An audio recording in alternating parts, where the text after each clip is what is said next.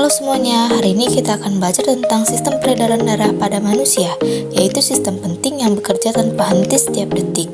Sistem ini bertugas membawa oksigen dan nutrisi ke seluruh tubuh, serta mengangkut sisa-sisa yang harus dibuang.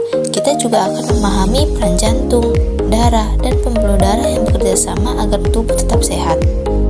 Nah, selanjutnya, berapa denyut nadimu? Jumlah denyut nadi setiap orang berbeda, tergantung aktivitas tubuh. Jika kita sedang istirahat, denyut nadi cenderung lebih lambat.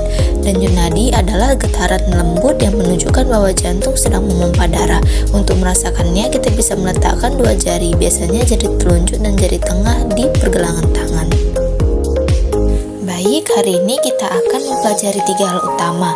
Yang pertama, mengenal bagian-bagian sistem peredaran darah. Yang kedua, menjelaskan fungsi jantung, darah, dan pembuluh darah. Dan yang ketiga, memahami bagaimana ketiga komponen ini bekerja sama untuk mendukung kehidupan manusia. Materi selanjutnya, sistem peredaran darah manusia. Sistem peredaran darah berfungsi mengangkut darah ke seluruh tubuh. Di dalam darah inilah oksigen dan nutrisi dibawa menuju organ-organ yang membutuhkan. Sistem ini terdiri dari 3 bagian utama, yaitu jantung yang bertugas memompa darah, pembuluh darah yang menjadi jalur aliran darah, dan darah itu sendiri membawa zat-zat penting. Jantung adalah organ berotot yang sangat kuat. Tugas utamanya adalah memompa darah tanpa berhenti. Jantung memiliki 4 ruang, 2 serambi yang berada di bagian atas dan 2 bilik di bagian bawah. Serambi berfungsi menerima darah yang masuk, sedangkan bilik bertugas memompa darah keluar. Kerjasama keempat ruang ini membuat aliran darah tetap lancar. Selanjutnya, aliran darah bagian 1. Proses aliran darah dimulai ketika darah yang membawa karbon dioksida dari seluruh tubuh masuk ke serambi kanan. Dari serambi kanan, darah mengalir ke bilik kanan. Bilik kanan lalu memompa darah menuju paru-paru. Nah, di paru-paru inilah darah melepaskan karbon dioksida dan mendapatkan oksigen baru.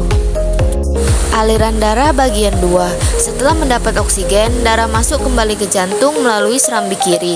Dari serambi kiri, darah mengalir ke bilik kiri. Bilik kiri adalah ruang jantung yang paling kuat karena memompa darah ke seluruh tubuh. Dari sinilah darah kaya oksigen disebarkan ke berbagai organ agar bisa bekerja dengan baik. Nah, selanjutnya cek pelajaran jantung. Coba pikirkan kembali, apakah kamu sudah memahami alur darah dari serambi kanan hingga keluar ke seluruh tubuh? Tanpa melihat gambar, kamu bisa mencoba menjelaskan prosesnya kepada temanmu. Ini membantu memastikan kamu benar-benar memahami cara kerja jantung. Contoh jawaban jantung. Berikut adalah diagram yang menunjukkan aliran darah yang sebenarnya. Kamu bisa membandingkan pemahamanmu dengan diagram ini. Apakah urutannya sudah tepat dan sesuai dengan proses yang terjadi di dalam tubuh?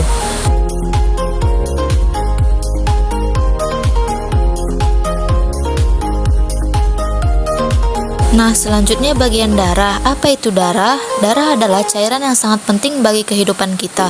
Sebagian besar darah berada dalam pembuluh darah. Darah bekerja membawa oksigen, mengangkut nutrisi, melawan penyakit hingga membantu proses penyembuhan luka. Di dalam darah terdapat 4 komponen utama, yaitu sel darah merah, sel darah putih, plasma, dan platelet. Nah, selanjutnya adalah komponen darah. Sel darah merah bertugas membawa oksigen dan nutrisi, sehingga organ tubuh bisa berfungsi dengan baik. Sel darah putih berfungsi melindungi tubuh dan melawan bakteri dan virus. Platelet atau keping darah membantu menghentikan luka dengan membuat darah membeku. Plasma adalah cairan kekuningan tempat semua komponen darah mengapung dan mengalir. Dalam pemeriksaan laboratorium, darah sering dipisahkan menggunakan alat bernama sentrifugal. Mesin ini akan memutar darah dengan kecepatan tinggi sehingga setiap komponen darah terpisah. Bagian yang paling berat, yaitu sel darah merah, akan berada di dasar tabung. Di atasnya ada sel darah putih dan platelet, dan paling atas terdapat plasma. Proses ini membantu dokter menganalisis kondisi tubuh seseorang. Selanjutnya pembuluh darah. Pembuluh darah adalah jalur atau saluran tempat darah mengalir. Tanpa pembuluh darah, darah tidak bisa mencapai seluruh bagian tubuh. Ada 3 jenis pembuluh darah, yaitu arteri, vena, dan kapiler, yang semuanya memiliki fungsi yang berbeda-beda.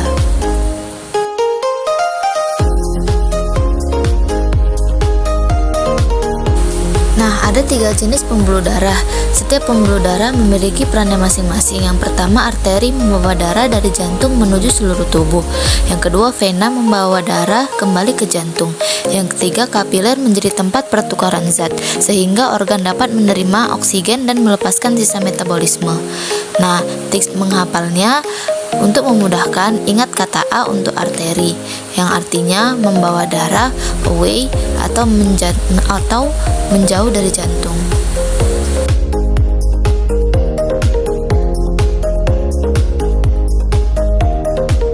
Nah, untuk selanjutnya penyakit sel sabit. Penyakit sel sabit adalah kelainan darah yang diturunkan dari orang tua. Pada kondisi ini, sel darah merah tidak berbentuk bulat seperti biasanya, tetapi memanjang dan melengkung seperti huruf C. Bentuk ini membuat sel darah menjadi kaku dan sulit bergerak di pembuluh darah. Nah, dampak sel sabit karena bentuknya tidak normal, sel darah sabit mudah menyangkut dan menyumbat aliran darah. Hal ini dapat menyebabkan rasa nyeri, kerusakan jaringan, dan infeksi serius. Kondisi ini membutuhkan penanganan medis dalam jangka panjang.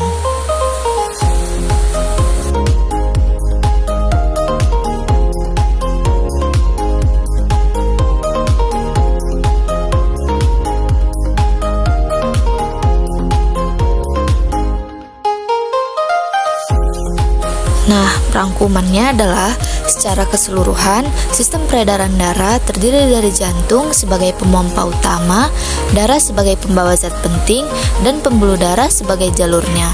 Ketiganya bekerja sama mengantarkan oksigen, menjaga kesehatan organ, dan memastikan tubuh bisa berfungsi dengan baik setiap saat. Terima kasih telah mengikuti penjelasan tentang sistem peredaran darah. Semoga video ini membantu kamu memahami bagaimana tubuh bekerja menjaga kita tetap hidup dan sehat. Terima kasih.